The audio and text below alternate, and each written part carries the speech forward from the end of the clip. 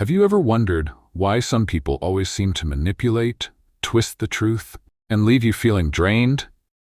Have you ever been in a relationship, whether with a friend, family member, or even a spouse, where no matter how much you give, it's never enough? Do you feel like you're constantly walking on eggshells, afraid of triggering another round of blame, guilt, or gaslighting? Have you ever asked yourself, is there a biblical way to handle this?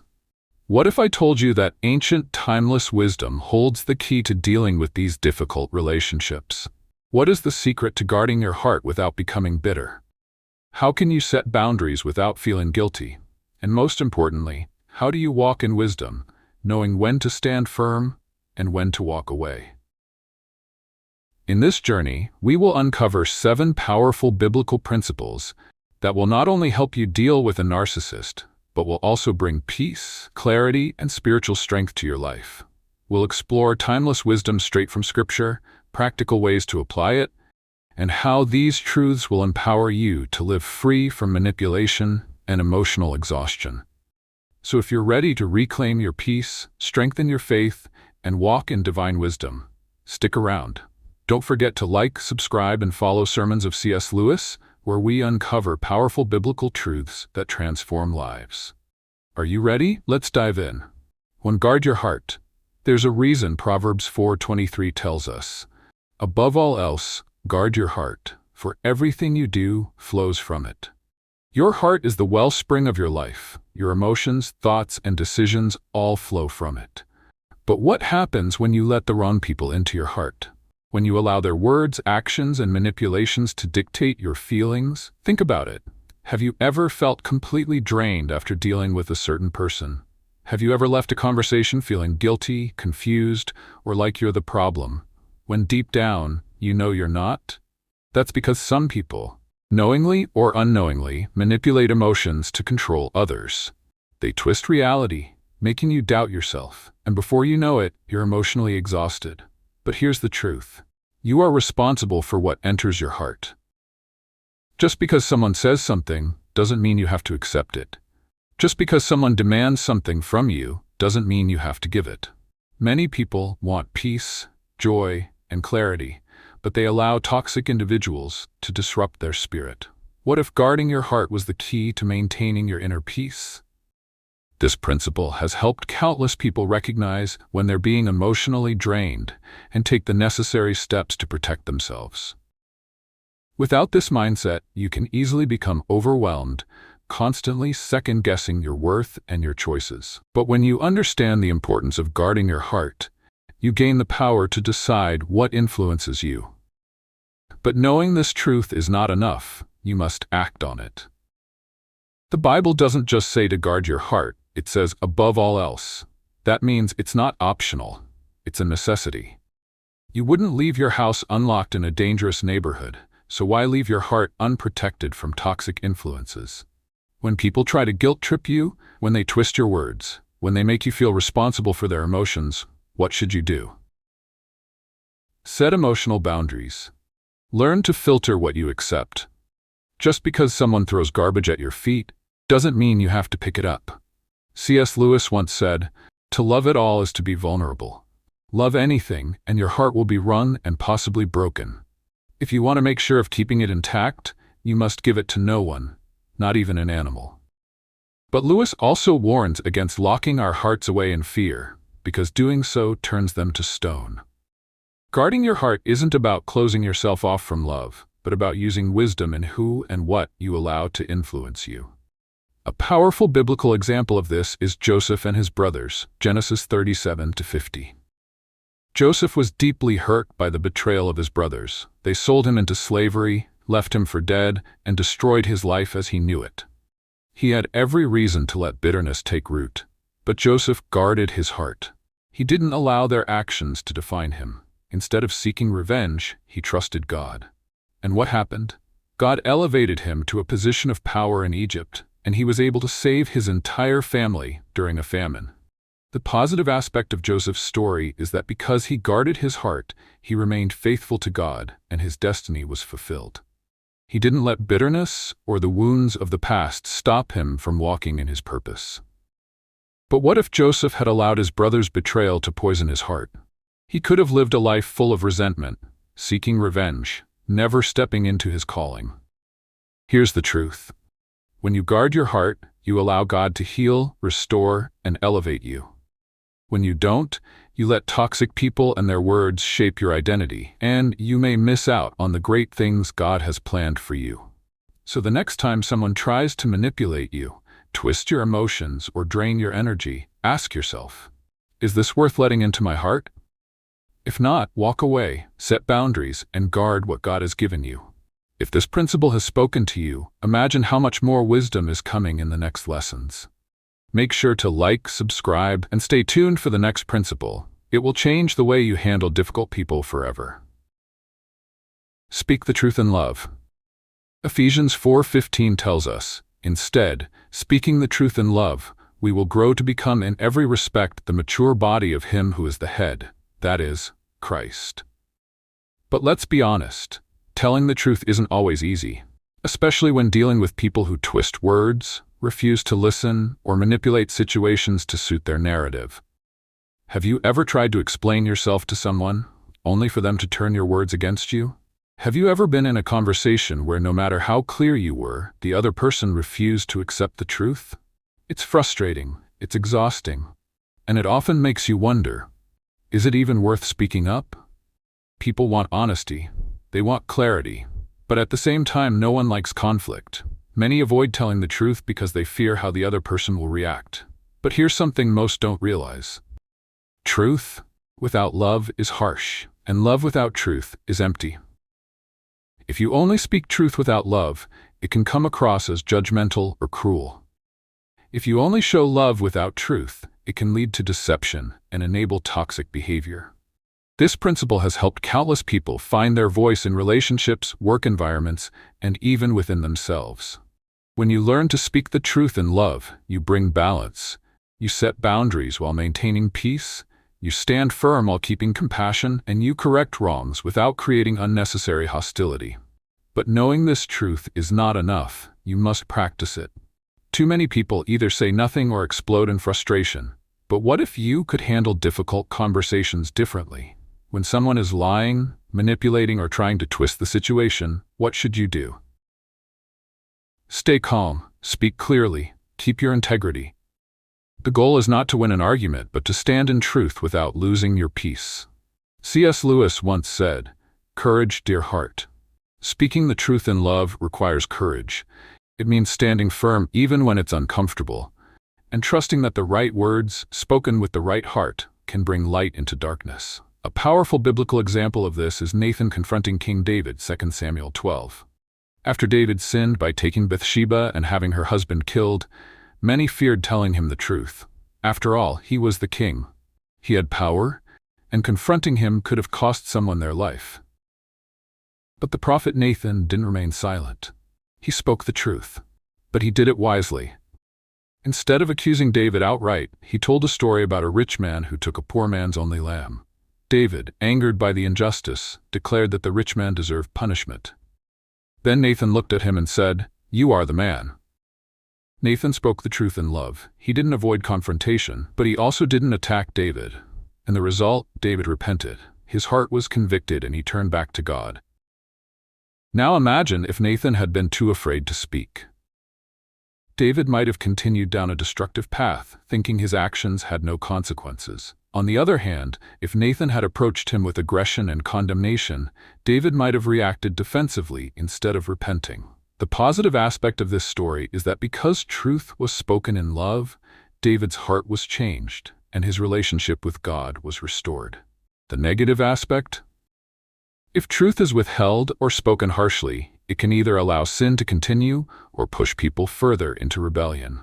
So the next time you face a difficult conversation, ask yourself, am I speaking the truth in love, or am I avoiding the truth out of fear? If someone is acting the wrong way, don't be afraid to address it. But do it with wisdom, grace, and love. Truth brings clarity, but love ensures it is received in the right spirit. If this principle has spoken to you, imagine how much more wisdom is coming in the next lessons. Make sure to like, subscribe, and stay tuned for the next principle. It will change the way you handle difficult people forever. 3. Set healthy boundaries.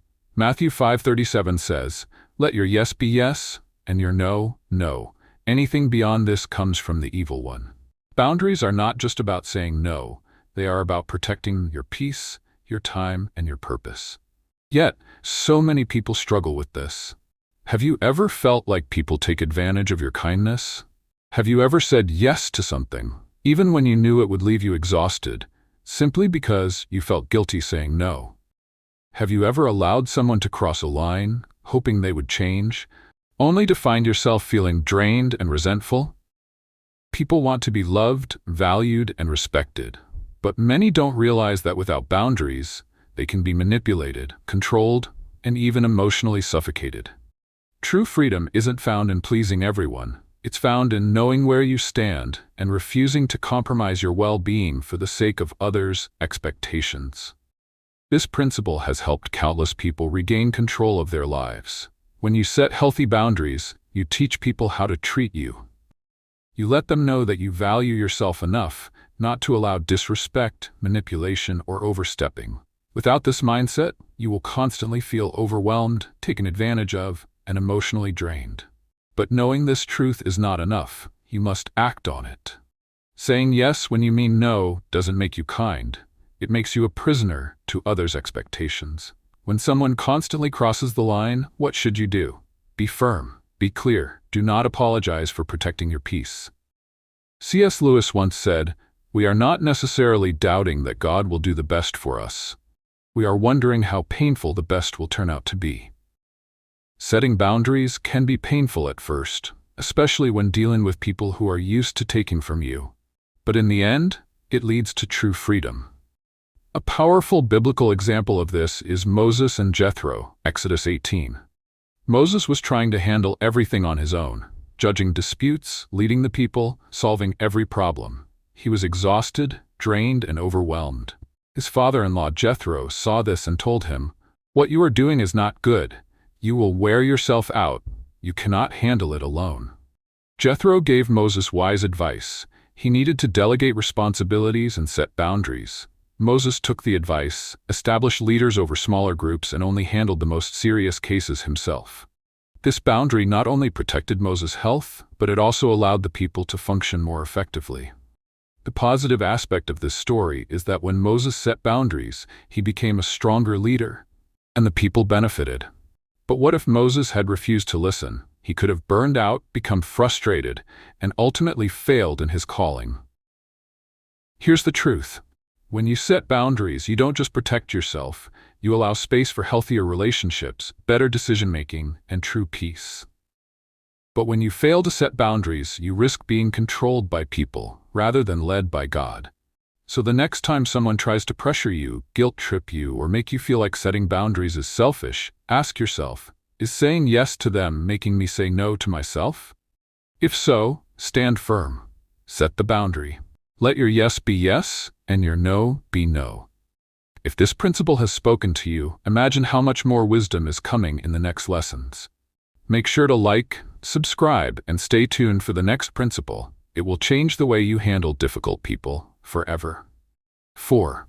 Do not seek revenge.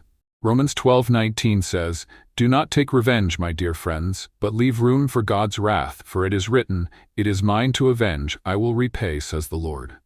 But let's be honest, when someone deeply hurts you, it's natural to want justice. It's natural to want them to feel the pain they caused you. Yet, the Bible calls us to something different. Have you ever been wronged so badly that you replayed the situation over and over in your mind, thinking about what you should have said or done? Have you ever been betrayed by someone you trusted, only for them to walk away without consequences while you were left dealing with the pain? Have you ever asked yourself, if I don't fight back, who will? People want fairness. They want to see justice served. But here's the truth. Revenge doesn't bring peace. It only keeps you tied to the pain. When you seek revenge, you allow the person who hurt you to continue controlling your emotions, your mind, and your actions. True freedom is found in letting go and trusting God to handle the situation.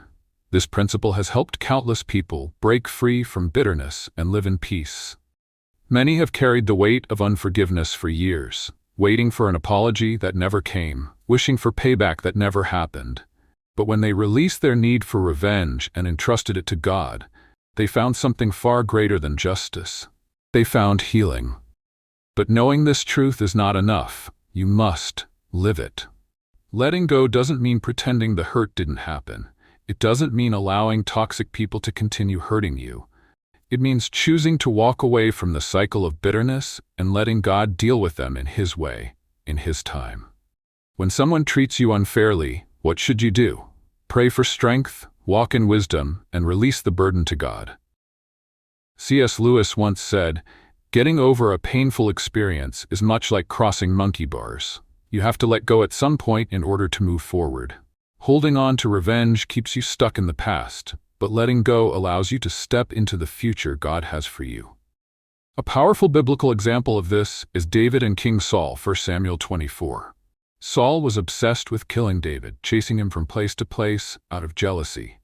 David had every reason to hate him. Then one day an opportunity came. Saul was vulnerable in a cave where David and his men were hiding. David could have killed him right then and there. His men even encouraged him, saying, "This is the day the Lord has given you to strike down your enemy." But David refused. Instead of taking revenge, he cut off a piece of Saul's robe to show that he could have harmed him, but chose not to. When Saul realized this, he wept, acknowledging David's righteousness. The positive aspect of this story is that because David didn't take revenge, he remained in alignment with God's will, and God eventually gave him the throne in His timing. David didn't have to force his way to justice. God handled it. But what if David had killed Saul? Yes, he might have secured the throne, but he would have done so in a way that dishonored God. Here's the truth. When you trust God to handle your battles, He brings justice in ways you never could. When you take matters into your own hands, you may get temporary satisfaction, but at the cost of your peace, your integrity, and even your destiny. So the next time you're tempted to get back at someone who hurt you, ask yourself, is revenge worth my peace? Instead of focusing on making them suffer, focus on healing, growing, and moving forward. Trust that God sees everything, and He is the best judge of all.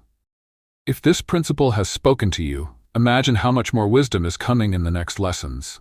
Make sure to like, subscribe, and stay tuned for the next principle. It will change the way you handle difficult people forever. 5. Avoid foolish arguments. 2 Timothy 2:23-24 says, "Don't have anything to do with foolish and stupid arguments, because you know they produce quarrels, and the Lord's servant must not be quarrelsome, but must be kind to everyone, able to teach, not resentful." But let's be honest. Some people love to argue.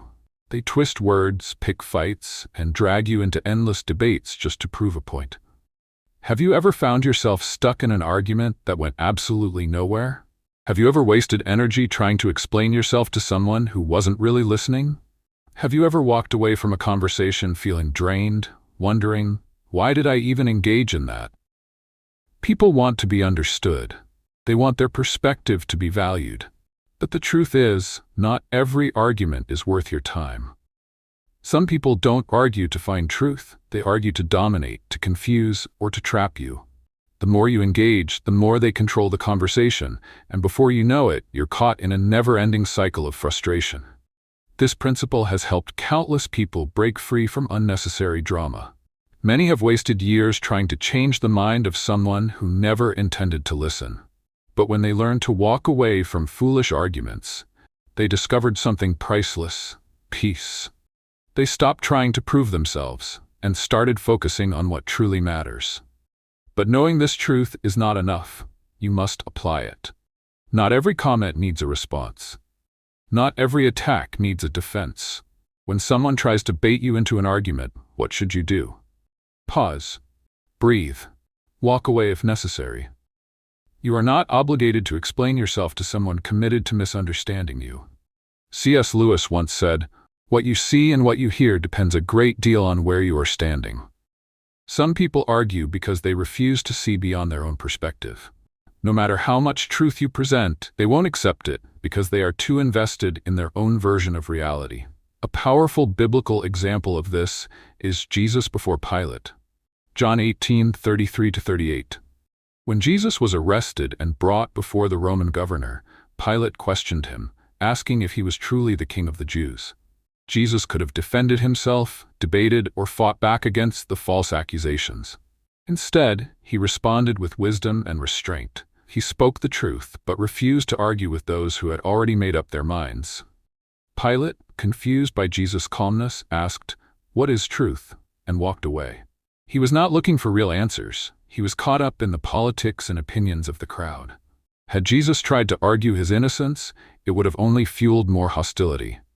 But because he remained silent when necessary, he fulfilled his divine purpose without being dragged into pointless disputes. The positive aspect of this story is that Jesus stayed focused on his mission. He didn't waste time arguing with people who weren't seeking truth. He remained in control of the situation, even when others tried to provoke him. The negative aspect? If Jesus had engaged in endless debates, it could have distracted him from the greater purpose God had for him. Here's the truth. When you avoid foolish arguments, you protect your peace, your energy, and your purpose. When you allow yourself to be dragged into every conflict, you risk losing sight of what truly matters. So the next time someone tries to provoke you, ask yourself, is this conversation leading to truth? Or is it just draining my energy? If it's not productive, let it go. Walk away with wisdom, knowing that your peace is worth more than winning an argument. If this principle has spoken to you, imagine how much more wisdom is coming in the next lessons. Make sure to like, subscribe, and stay tuned for the next principle. It will change the way you handle difficult people forever. 6. Walk in wisdom and discernment. Matthew 10:16 says, "I am sending you out like sheep among wolves. Therefore be as shrewd as snakes, and as innocent as doves." Jesus knew that not everyone has good intentions. Some people manipulate, deceive, and take advantage of kindness. That's why he instructed his followers to have a balance, to be wise and discerning without losing their integrity. Have you ever trusted someone only to later realize they were using you? Have you ever believed someone's words only to see their actions tell a different story? Have you ever wondered, how can I be loving without being naive? People want genuine relationships. They want to trust freely without fear of betrayal. But the truth is, wisdom and discernment are necessary for survival. If you blindly trust everyone, you will be taken advantage of. But if you become too skeptical, you will push away good people. The key is learning to see beyond words, to recognize patterns, motives, and hidden agendas. This principle has helped countless people avoid unnecessary heartache. Many have suffered because they ignored red flags, believing that love alone could change a person. But when they learned to walk in wisdom, they started seeing things clearly. They no longer excused bad behavior, they no longer ignored warning signs, and they no longer allowed manipulation to blind them. But knowing this truth is not enough. You must apply it. Being wise doesn't mean being cold-hearted. It means being intentional about who you trust. When someone is showing you who they really are, what should you do? Pay attention. Pray for discernment. Do not let emotions override wisdom. C.S. Lewis once said, "You never know how much you really believe anything until its truth or falsehood becomes a matter of life and death." Discernment is not just a nice idea, it's a matter of spiritual survival. If you don't seek wisdom, you will find yourself in cycles of deception, constantly wondering why you keep getting hurt. A powerful biblical example of this is Samson and Delilah. Judges 16. Samson was a man with great strength, but he lacked discernment. He fell in love with Delilah, a woman who repeatedly tried to betray him. Each time she asked for the secret of his strength, and each time he gave her false answers. But instead of recognizing her true intentions, he ignored the warning signs. Eventually, he told her the truth, that his strength came from his uncut hair. The next thing he knew, he was captured, blinded, and powerless. The positive aspect of this story? Samson still fulfilled God's purpose in the end, but at a great cost. The negative aspect? If he had used wisdom and discernment earlier, he could have avoided unnecessary suffering. Here's the truth. When you walk in wisdom, you protect yourself from unnecessary pain. When you ignore discernment, you open the door to deception and regret. So the next time you feel uneasy about someone's words or actions, ask yourself, Am I seeing things clearly, or am I ignoring wisdom for the sake of comfort? Trust that God has given you discernment for a reason. Use it. If this principle has spoken to you, imagine how much more wisdom is coming in the next lessons. Make sure to like, subscribe, and stay tuned for the next principle. It will change the way you handle difficult people forever. 7. Pray for them, but know when to walk away. Matthew 7:6 says, "Do not give dogs what is sacred. Do not throw your pearls to pigs. If you do, they may trample them under their feet and turn and tear you to pieces." This is a difficult truth, but an important one. Not everyone values what you offer. Not everyone wants to change. And sometimes, the best thing you can do is pray for someone from a distance. Have you ever poured your heart into helping someone, only to realize they had no intention of listening? Have you ever tried to love someone into changing, only to find yourself broken and exhausted? Have you ever asked yourself, when is it time to stop trying? People want to believe that everyone can change. They want to believe that love, patience, and effort will eventually transform even the most toxic relationships. But the truth is, change must come from within. You can encourage, you can support, you can even intercede for someone in prayer, but you cannot force them to change. This principle has helped countless people find peace. Many have stayed in toxic cycles for years, believing that if they just prayed harder or loved more, things would get better. But when they realized that walking away didn't mean giving up, it meant surrendering the situation to God, they found freedom. But knowing this truth is not enough.